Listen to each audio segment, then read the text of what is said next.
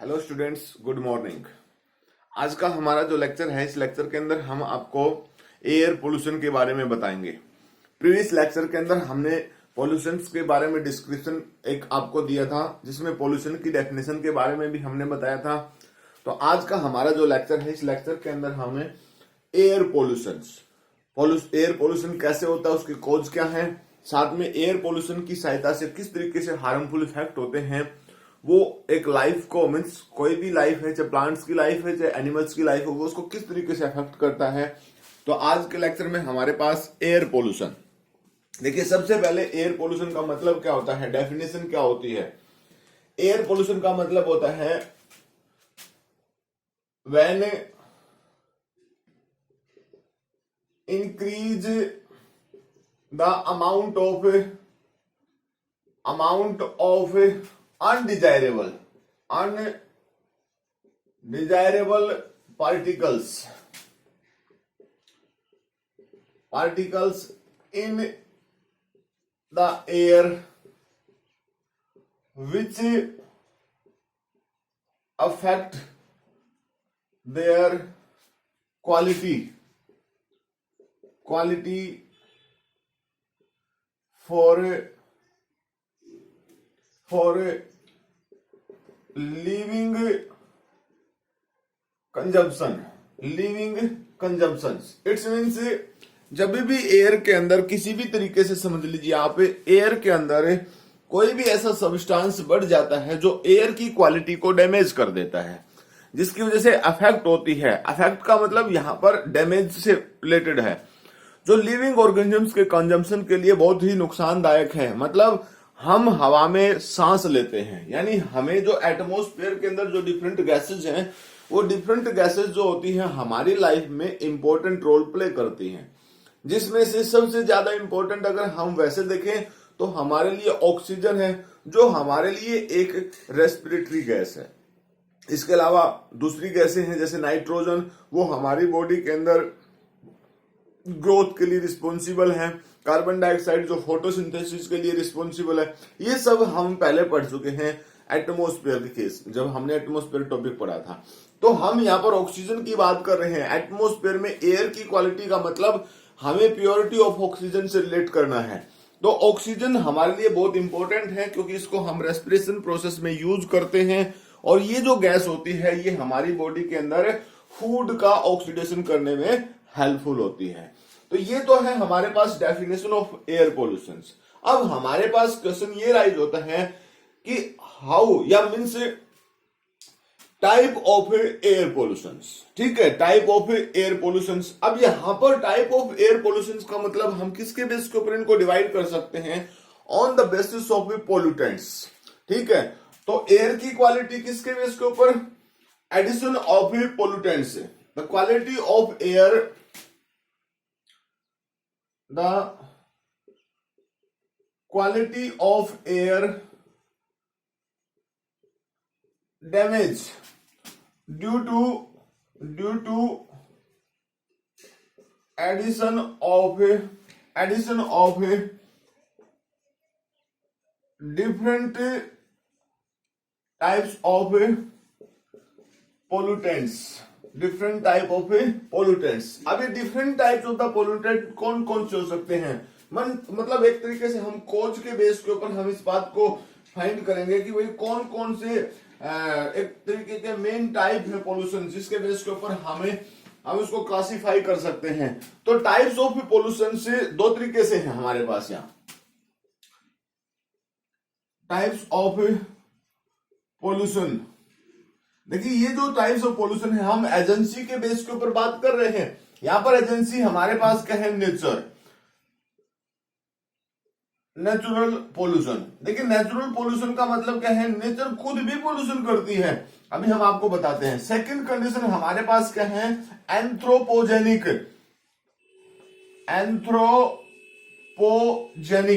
Pollution. It means man made. ठीक है ना, मैन मेड पोल्यूशन से। ये दो टाइप है हमारे पास पोल्यूशन की, नेचुरल पोल्यूशन, एंथ्रोपोजेनिक, जिसको मैन मेड के नाम से बोलते हैं। ये दोनों टाइप हमारे पास पोल्यूशन की कैटेगरी में काउंट होती है। अब वन बाय वन करके हम इनको स्टडी करते हैं। सबसे पहले नेचुरल पोल्यूशन की बात करते हैं, ठीक है। सबसे पहले हम किसकी बात करते हैं, नेचुरल पोल्यूशन की। देखिए पोल्यूटेंट्स कौन कौन से हैं एटमॉस्फेयर के अंदर, डिफरेंट टाइप्स के पोल्यूटेंट्स एटमॉस्फेयर में प्रेजेंट हैं। और मेनली जो पोल्यूटेंट्स हैं, मैं आपके सामने सबसे पहले पोल्यूटेंट्स लिखता हूं, pollutants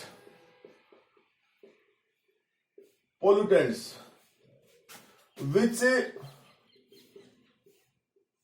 affect the quality of air. ठीक है, वो कौन कौन से हैं भाई हमारे पास, डिफरेंट टाइप के पोल्यूटेंट्स हैं। फॉर एग्जांपल अगर हम यहां पर देखें पोल्यूटेंट्स की टाइप में, तो जैसे स्मोक है, स्मोक समझ गए ना, मतलब स्मोक है, ठीक है, जिसमें different type which contain different types of harmful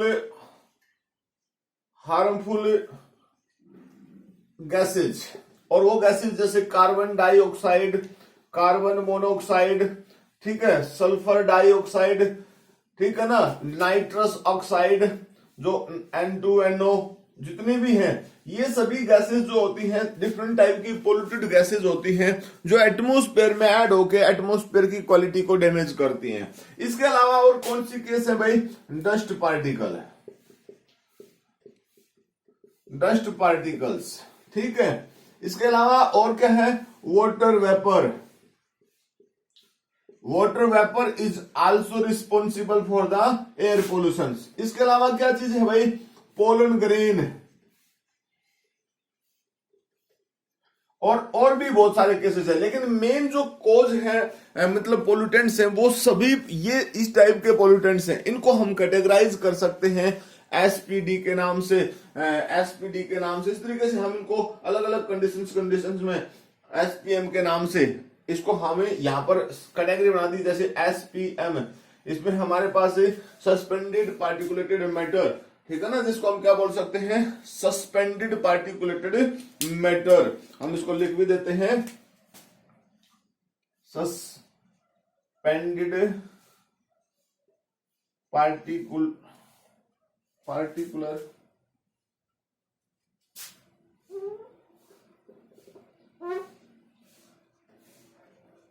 पार्टिकुलेटेड matter, SPM, ठीक है ना, जो आपस में एक दूसरे के साथ हैवी वाटर के, मतलब वाटर के साथ कंबाइन होकर डस्ट पार्टिकल है या स्मोक पार्टिकल्स है, वो सब आपस में सस्पेंडेड पार्टिकुलेटेड मैटर बनाते हैं। अब हमारे पास क्या है, टाइप्स ऑफ पोल्यूशंस, जो अभी हमने इससे पहले आप उसके सामने लिखा था, उसमें हमारे पास दो टाइप हमने लिखी थी कि पोल्यूशन बाय द नेचर, ठीक है ना, पोल्यूशन बाय द नेचर से। अब नेचर किस तरीके से पोल्यूशन करती है, ठीक है ना, हमारे पास पोल्यूशन यानी नेचुरल पोल्यूशंस, ठीक है, हम कह सकते हैं नेचुरल पोल्यूशन।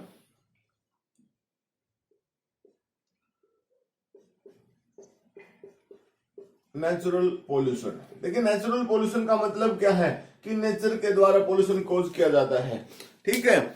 अब this type of the pollution occur due to it occurred due to natural conditions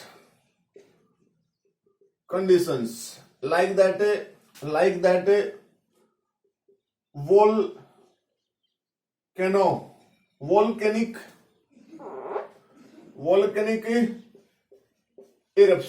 volcanic eruption होता है, वोल्केनिक इरप्शंस। अब जो वोल्केनिक इरप्शन जो होता है, वो डिफरेंट टाइप की गैसेज इमिट करता है, डिफरेंट टाइप की गैसेज जो इमिट करता है उसके बेस के ऊपर। इसके अलावा और क्या है भाई, इसके अलावा है डस्ट स्ट्रॉम, डस्ट स्ट्रॉम्स है, रेत की आंधियां चलती हैं, वो रिस्पॉन्सिबल हो सकती हैं, ठीक है। पोलन ग्रेन, बहुत सारे प्लांट्स ऐसे होते हैं जो अपने मेल जो एंथर पार्ट होता है उसमें से पोलन ग्रेन एमिट करते हैं, और वो जो पोलन ग्रेन होते हैं वो एनवायरमेंट में स्प्रेड होते हैं। अब ये पोलन ग्रेन जो होते हैं ये it is also responsible for the different type of the allergic conditions in case of respiratory system. तो आइज के केस में, रेस्पिरेटरी सिस्टम के केस में ये पोलन ग्रेन्स जो है डिफरेंट टाइप के एलर्जिक रिएक्शन क्रिएट करते हैं। तो means they also are the cause of a pollution. अब ये सब कंडीशंस तो नेचर के बेस के ऊपर होगी, नेचर के बेस। इसमें से सबसे ज्यादा रिस्पॉन्सिबल जो है वो ये है क्योंकि it release the different type of the poisonous gas. ठीक है ना, ये फैक्टर जो है ये क्या करता है, it release different types of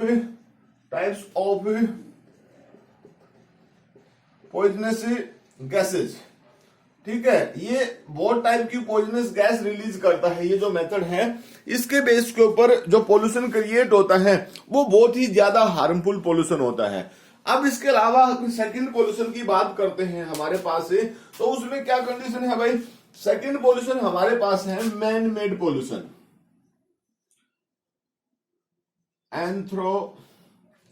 हमारे पास जो है सेकंड पोल्यूशन है एंथ्रोपोजेनिक यानी मैन मेड पोल्यूशन।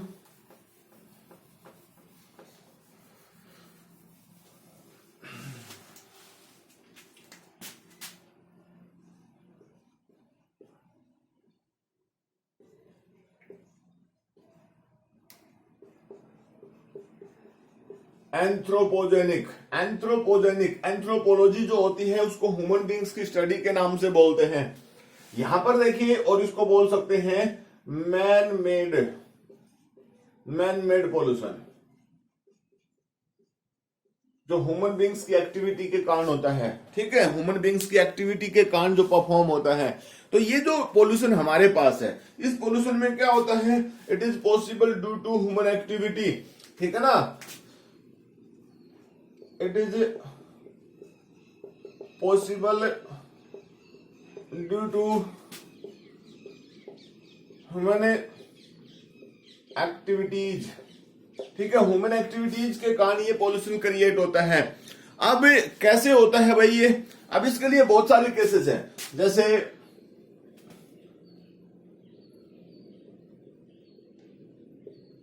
इंडस्ट्रीज। ठीक है ना, they release smoke due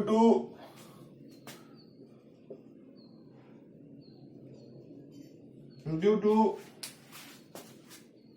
combustion या बर्निंग,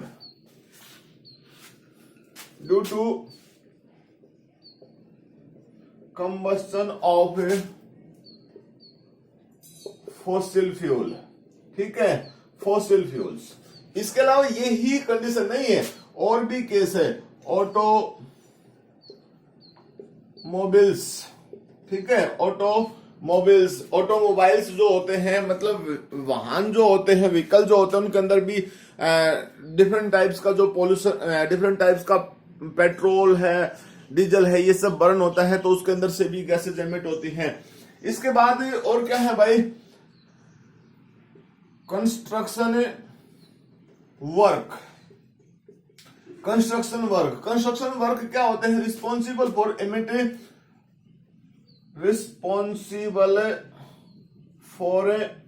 एमिट डस्ट पार्टिकल। ठीक है, डस्ट पार्टिकल्स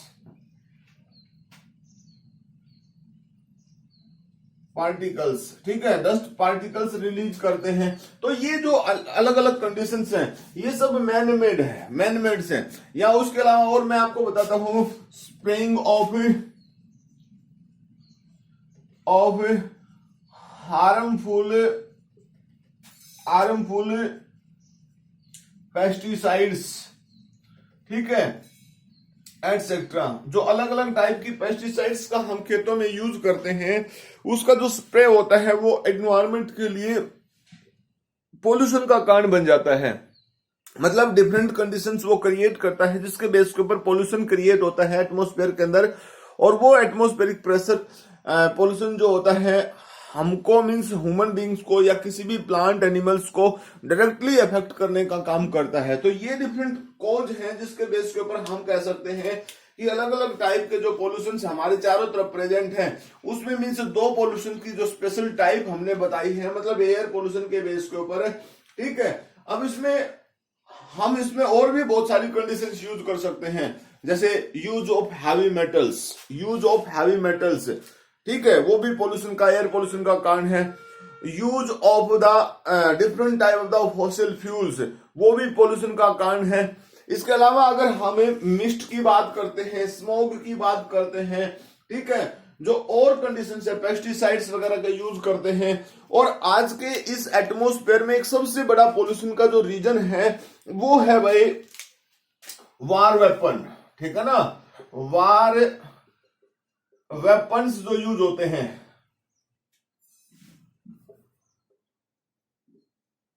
वॉर वेपन्स जो यूज होते हैं, मतलब जो युद्ध के लिए हथियार यूज होते हैं, ये सब आज के लिए सबसे बड़ा पोल्यूशन का कारण बन गए हैं कि रेगुलरली डिफरेंट कंट्रीज इनका यूज करती रहती है। मतलब अगर मान लीजिए इंडिया पाकिस्तान की बात करें तो वो यूज करती रहती है, लेकिन बहुत सारी कंट्रीज इनके बीच में आपस में कन्फ्लिक्ट भी नहीं है, फिर भी वो डिफरेंट टाइप्स के, मतलब एक तरीके से मिलिट्री एक्सरसाइज परफॉर्म करती हैं। ऐसे में मिलिट्री एक्सरसाइज जब परफॉर्म करती हैं तो ये सब कंडीशंस जो है, वेपन्स का यूज होना एक नॉर्मल कंडीशंस है, डिफरेंट टाइप की मिसाइल्स का टेस्टिंग होना, all things R be responsible for the air pollution. तो ये सभी कंडीशंस हमारे पास एयर पोल्यूशन के लिए रिस्पॉन्सिबल है।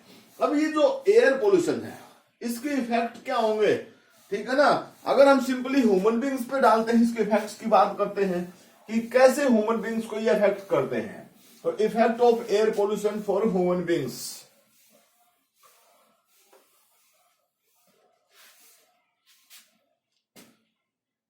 Effect of air pollution,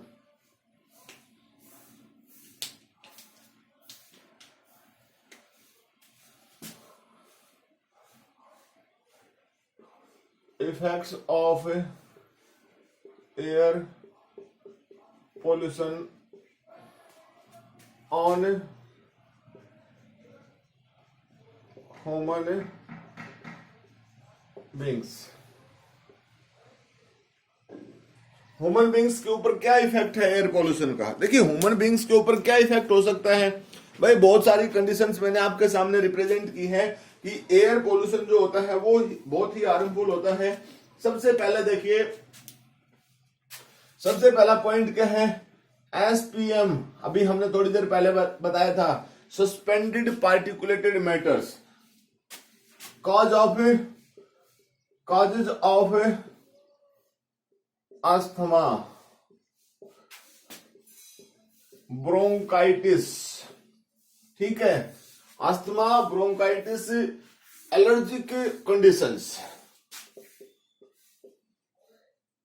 allergic and TB means tuberculosis, ठीक है ना।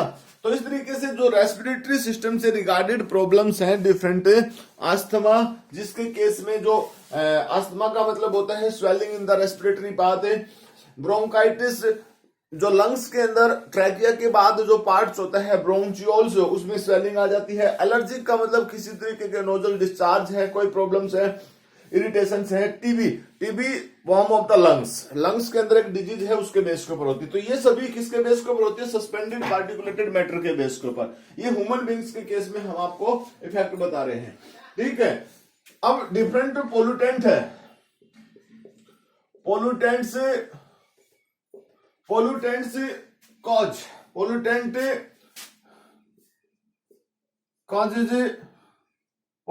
Causes the infection in eyes के अंदर इन्फेक्शन शो कर सकते हैं, ठीक है। Irritation in throat and lungs, irritation in throat and lungs, तो ये सभी इसका कारण हो सकता है। डिफरेंट टाइप्स की डिजीज को ये इनवाइट कर सकते हैं। नेक्स्ट केस क्या हो सकता है हमारे पास इसके लिए? देखिए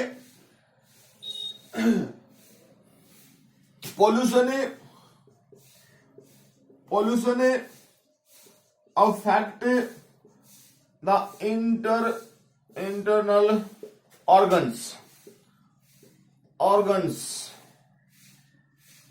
of our body, ठीक है, like stomach. It is the cause of many types of cancer. ये कारण बन जाता है डिफरेंट टाइप के जो कैंसर हमारी बॉडी में हो सकते हैं, उन कैंसर्स के लिए रिस्पॉन्सिबल हो सकता है. तो मतलब ये ह्यूमन बींग्स के लिए ही नहीं है, ह्यूमन बींग्स के लिए ही नहीं है कि पोल्यूशन से जो ह्यूमन बींग्स को इफेक्ट करता है, ये दूसरे लिविंग ऑर्गेनिजम्स को भी ये पोल्यूशन जो है अफेक्ट करता है. अब हमारे पास क्वेश्चन ये राइज होता है कि हम इस पोल्यूशन से छुटकारा कैसे मिल सकता है, हम लोगों को छुटकारा कैसे दिलाए. देखिए, पोल्यूशन से छुटकारा दिलाने के लिए सबसे पहले हमने क्या करना पड़ेगा, एक सिंपल सी कंडीशन है, एक ऐसी कंडीशन से जो हर कोई शो कर सकता है. नंबर 1 कंडीशन से growing more and more tree. Plants जो होते हैं वो पोल्यूशन को एब्जॉर्ब कर लेते हैं. डिफरेंट टाइप की जो गैसेस रिलीज होती है एटमॉस्फेयर में, उनको प्लांट्स एब्जॉर्ब कर लेते हैं. दूसरी कंडीशन क्या है, avoid the unwanted burning. Unwanted burning जो है उनको अवॉइड कर दिया जाए, कि चाहे कहीं पर भी, जैसे स्टबल बर्निंग की बात करते हैं. स्टबल बर्निंग का मतलब खेतों में जो भूसा होता है उसमें आग लगा देते हैं, ठीक है. जैसे दूसरी कंडीशन से वार वेपन्स जो यूज होते हैं, उन वेपन्स को अवॉइड कर दिया जाए. डिफरेंट टाइप की जो एक्सरसाइज परफॉर्म की जाती है वो खत्म कर दी जाए, ठीक है. उनके लिए एक स्पेसिफिक ट्रीटी उनके ऊपर अप्लाई की जाए, संधि अप्लाई की जाए, जिसके बेस के ऊपर कोई भी कंट्री वार वेपन्स का यूज नहीं करेगा. मतलब किसके बेस के ऊपर, कोई किसी भी एक्सरसाइज के बेस के ऊपर. इसके अलावा जो चिमनियां हैं, इंडस्ट्रियां हैं, उनके अंदर जो फॉसिल्स बर्न करता है उसकी क्वालिटी को इंप्रूव किया जाए, और उसकी चिमनियां जो है उनकी हाइट बढ़ाई जाए, ताकि नॉर्मली जहां बायोस्फीयर की मेन एक्टिविटी होती है उस रीजन में पोल्यूशन स्प्रेड ना हो, वो अपर रीजन में चला जाए, ठीक है. इसके अलावा और क्या कंडीशन हो सकती है भाई, इसके लिए कुछ ऐसी कंडीशंस हैं जो बहुत साइंटिफिक प्रोसेस के थ्रू, जैसे use the catalytic converter. Use the catalytic convert क्या करते हैं कि जो ट्रैफिक ऑटोमोबाइल्स के अंदर जो फ्यूल बर्न होता है, उससे जो भी हार्मफुल स्मोक रिलीज होता है उसको वो सिंपली फॉर्म में कन्वर्ट कर दे, ताकि जो स्मोक है वो ना कि हार्मफुल गैस में कन्वर्ट हो, सिंपली डिकम्पोजिशन कंडीशन में आ जाए. इसके अलावा यूज द इलेक्ट्रोस्टैटिक प्रेसिपिटेटर. जो हैवी इंडस्ट्री है उनके अंदर पोल्यूशन को डाउन करने के लिए इलेक्ट्रोस्टैटिक प्रेसिपिटेटर का यूज करना चाहिए. जो ऐसी डिवाइस होती हैं जो डस्ट पार्टिकल्स को, मिस्ट वगैरह के जो भी पार्टिकल्स है उनको रिलीज कर देती है, ठीक है ना, उसको कंट्रोल कर देती है, शटल डाउन कर देती है. तो इस तरीके से हम एयर पोल्यूशन को कंट्रोल कर सकते हैं. इसके अलावा ये सब कंडीशंस है. देखिए, और भी ऐसे पोल्यूशन है जिसके बेस के ऊपर, मतलब जो रिजल्ट ऑफ एयर पोल्यूशन है, ठीक है. देखिए, मैं लिख देता हूं, एयर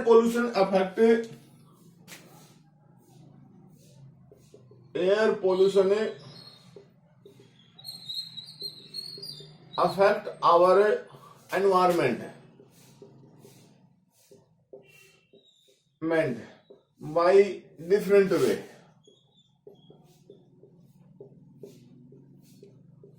कैसे भाई?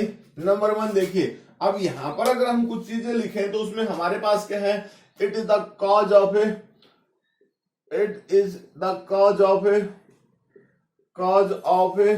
एसिड रेन, ठीक है ना. ये एसिड रेन का कारण है.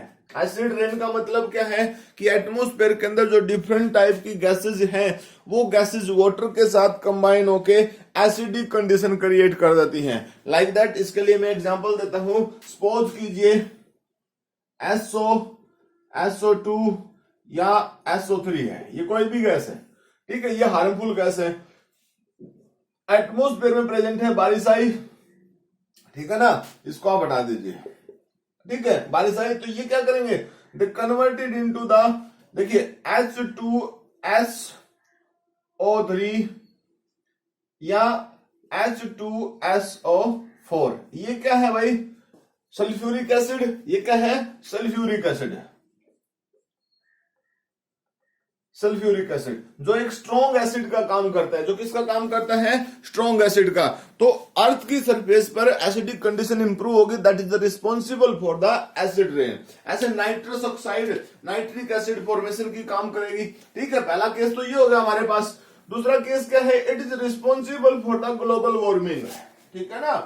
किसके लिए रिस्पॉन्सिबल है? It is also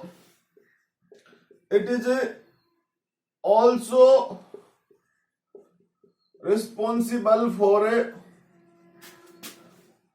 global warming. It means different type का जो स्मोक रिलीज होता है, जो अलग अलग टाइप का स्मोक रिलीज होता है, धुआं रिलीज होता है, जो हार्मफुल गैसेज रिमिट होती है, like that carbon dioxide, methane gas. ठीक है ना? जैसे कार्बन डाइऑक्साइड गैस है, मीथेन गैस है। All these things are the responsible for the global warming. ये किसके लिए रिस्पॉन्सिबल है? ग्लोबल वार्मिंग के लिए रिस्पॉन्सिबल है। तो ये जो ग्लोबल वार्मिंग होती है, मतलब ये जो गैसेज इमिट होती है, all things are responsible for the global warming. ठीक है, तो ये सब हम इमिट हो रहे हैं, उसको हमें रोकने की जरूरत है। नेक्स्ट केस हमारे पास क्या है? Depletion of ozone. नेक्स्ट क्या है? Depletion of ozone.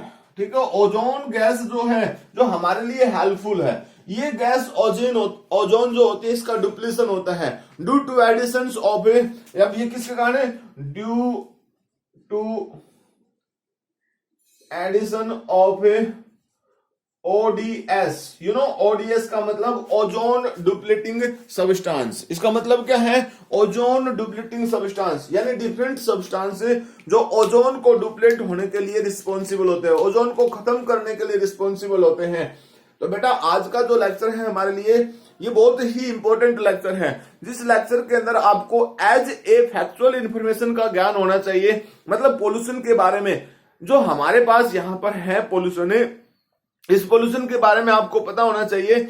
नेक्स्ट जो पोल्यूशन हमारे पास है वाटर पोल्यूशन, उस पोल्यूशन को हम अभी नहीं करवाएंगे, जब हम वाटर वाले फैक्टर पे जाएंगे, क्योंकि अभी तक हमने एयर पढ़ी है, एयर वाले फैक्टर को पढ़ा है। नेक्स्ट जो टॉपिक हमारे पास वाटर के बेस के ऊपर है, वाटर के बारे में पढ़ेंगे, देन वाटर पोल्यूशन को हम उसमें पढ़ाएंगे। तो आज के लिए हमारे पास इतना ही है इस लेक्चर में स्टूडेंट्स। मिलते हैं नेक्स्ट लेक्चर के साथ। तब तक के लिए thank you, have a nice day students and bye.